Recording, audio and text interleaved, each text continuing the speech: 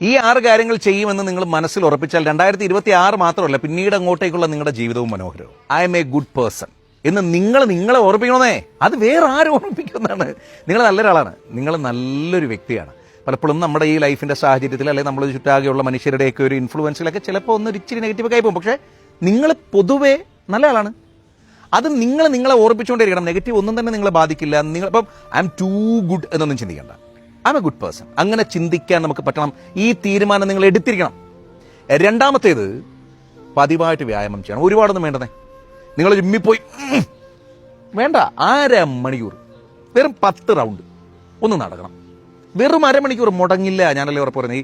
നമ്മൾ പലപ്പോഴും new year ഒക്കെ ആകുമ്പോഴത്തേക്ക് ഒരു റെസൊല്യൂഷനൊക്കെ എടുത്തിട്ട് ഒരുത്തിയോട് ജിമ്മിലൊക്കെ പോകുന്നതിനേക്കാൾ നല്ലത് പതിയെ മതി. നമുക്കൊരു സ്ഥിരശീലമായിട്ട് കൺസിസ്റ്റൻസി ഈസ് ദ കീ എന്നാണ് എന്ത് കാര്യത്തിൽ. നല്ലതേ കഴിക്കൂ എന്ന് വാശി പിടിക്കണം.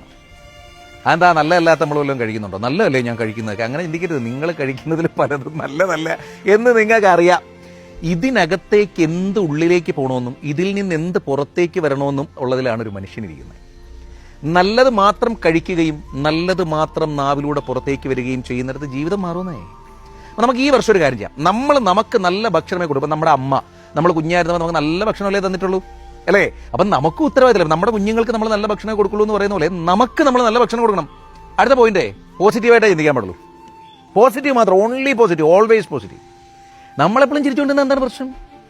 ഇച്ചിരി വിഷയങ്ങളൊക്കെ വരട്ടുന്നേ. ഇച്ചിരി വിഷയങ്ങളൊക്കെ വന്നാലല്ലേ ജീവിതത്തിൽ ത്രില്ലുള്ളൂ. അല്ലെങ്കിൽ ആലോചിച്ച് നോക്കിയേ, എപ്പോഴിപ്പോൾ ഒരു തീരത്തടുത്തിരിക്കുന്ന ഒരു കപ്പൽ സ്വാഭാവികമായിട്ട് പ്രത്യേകിച്ച് ചലഞ്ചൊന്നും ഉള്ള ഒന്നല്ല. അവിടെ സേഫായിട്ട് അവിടെ അങ്ങനെ കപ്പലാണെന്ന് വെച്ചാൽ കപ്പലാണ്. പക്ഷെ അതിന്റെ പർപ്പസ് അതിന് മീറ്റ് ചെയ്യാൻ പറ്റില്ല. വലിയ തിരമാലകളെ കീറിമുറിച്ചത് മുമ്പോട്ട് പോകുമ്പോഴാണ് അത് കപ്പലാകുന്നത്. കേട്ടോ നിങ്ങൾ ഉണർന്നത് കേട്ടോ. അതായത് ലൈഫിൽ ചലഞ്ചൊക്കെ വരും, പക്ഷേ നമ്മൾ മുമ്പോട്ട് പോയിക്കൊണ്ടേയിരിക്കണം. പോസിറ്റീവായിട്ട് മാത്രമേ ഇക്കൊല്ലം ചിന്തിക്കാൻ പാടുള്ളൂ. 5ാമത്തെ പോയിന്റ്, വെറും ഒരു 10 പേജ് ഒരു ദിവസം വായിക്കണോ. ഇപ്പൊ പുസ്തകം തന്നെ എടുത്തു വെച്ച് വായിക്കണമെന്നൊന്നുമില്ല. വായിക്കാനുള്ള ഒരുപാട് സംവിധാനങ്ങൾ നിങ്ങളുടെ ഈ മൊബൈലിൽ തോണ്ടുന്നതിൻ്റെ ഇടയിൽ തന്നെ കിട്ടുന്നേ.